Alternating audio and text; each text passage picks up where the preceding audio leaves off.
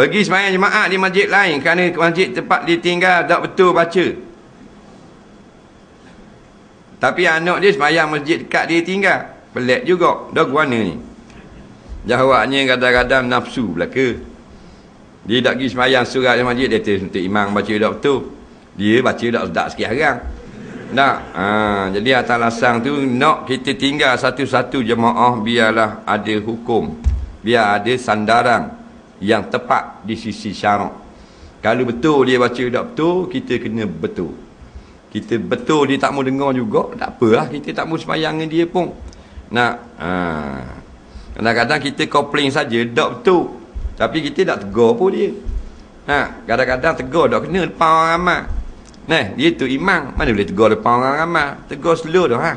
Jangan we orang dengar. Ni depan tu imam macam dia gitu, macam budak-budak bodoh. Dia kata gitu. Jadi kalau tu imam baca tak betul, komplain. Boleh komen. Kat mana tak betul khabar. Tu imam pun betul.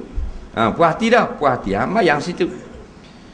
Tu imam tak mau dengar jenis keras-keras.